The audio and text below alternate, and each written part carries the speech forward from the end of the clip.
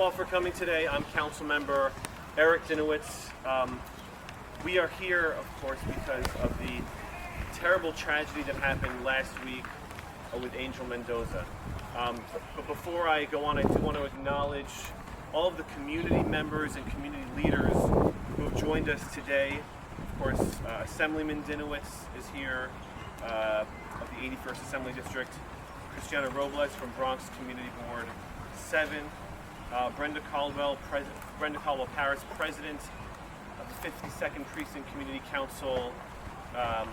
Dominic Smith from Moshulu Montefiore Community Center. From Speaker Adrian Adams' office. Stephen Ochoa Camacho, formerly of Bronx Community Board 7. From Assembly Member Zaccaro's office, Evan Weinberg. From Friends of Moshulu Parkland, Elizabeth Caranta. The Crusaders for Children's Rights, Mr. Reno. Other members of the Community Board, Ms. Jean Hill. From this community, many people around the city know and love Williamsbridge Oval. This is the place where we host our family fun day and our skate parties. This is where the Knights play football, where the New York Junior Tennis League plays tennis. This is where we have Norwood Pride. And this is where Bronx Community Board 7 hosts some of their meetings. This is where you can come in any day and see people of all ages playing or sitting and enjoying each other's company. This is where you can hear the Bronx Opera, the Bronx Arts Ensemble having performances. This is a community space. At all hours of the day and night, there are people here enjoying each other's company and enjoying our parks. And that's what our parks are for. But tragically, last week, a young boy, a boy who would have been one of my high school students, was killed. And these are not isolated incidents. In 2024, a 66-year-old man was stabbed in the park. In 2017, a teenager was stabbed in a gang-related attack inside the park tunnel. We've had numerous incidents of drug activity assaults and threatening conditions reported year after year.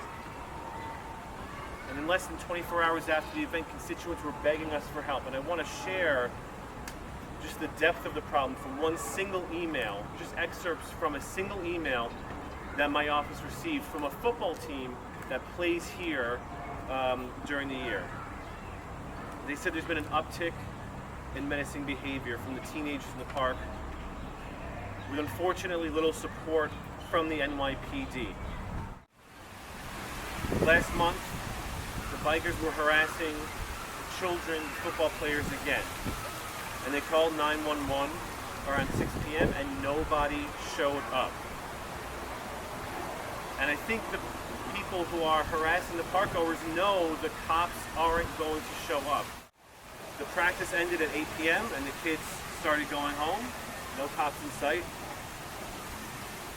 And around 8:20 p.m., a group of teenagers started an argument with one of the football players, and they were trying to get into a fight. Luckily, the adults were there to break up the fight, where one of the kids grabbed a gun in his waistband. Luckily, the situation was diffused. 911 was called again, and it was reported that someone was there with a gun, and nobody showed up. I'm happy to share this email with the members of the press. But these are not isolated incidents of kids getting into fights, these fights being exacerbated into violence, and unfortunately last week into death. Angel was just 14 years old. He loves basketball, reggaeton, and rap.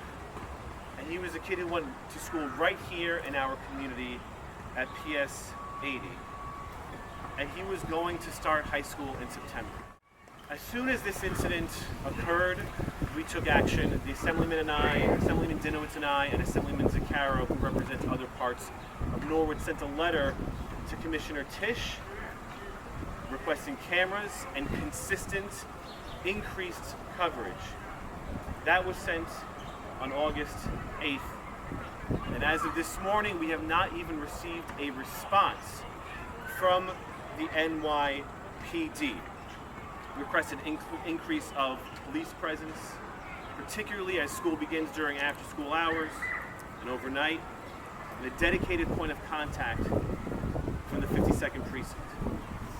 These directives need to come from the top because, as was reported to us, we have increased police coverage now, but that cannot wane over the coming days and weeks. It has to be consistent. We have also been speaking with Parks Department and other nonprofits about increasing programming for our children to ensure they are engaged in positive activities and that we are here for them. Now look, we are doing our part. As part of $10 million that I secured for this park, lighting has been part of that capital project. But we need the Parks Department to move swiftly to install that lighting. The cameras have to be done by the NYPD, and we are urging the NYPD. It is vital to get cameras here to monitor this park and the consistent, dangerous behavior that we consistently see. And the lighting will help them be safer as days and earlier. They can continue their practice into later hours and be and feel safe doing it, and we need those lights to be installed. Again, the money is there. It has been there for over a year.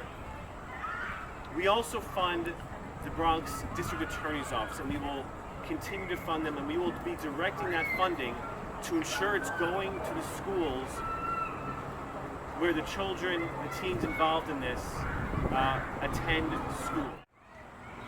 I also want to announce we have secured over $10,000 in funding to increase the number of hours and expand programming here at the park. We are currently discussing with Parks how to make that happen. They're sharing with us right now that they are short-staffed and they're unable to fulfill additional hours. But my view is this: we in the community are doing our part. The elected officials, the community members, some of whom you will hear from, are doing our part to make sure our children are safe, and our city agencies have to step up and make sure they are working with us to keep our children safe. My name is Heather Guarino. I am the co-founder of the Crusaders and Children's Rights. So I'm asking all the parents as well to just be more active with your children. Find out who their friends are. Ask questions. Reach out to your teachers because school is going to be starting shortly, and I'm sure our council member is going to have mental health services for the students that were friends of Angel, right? So please, let's keep Angel in your heart. Thank you.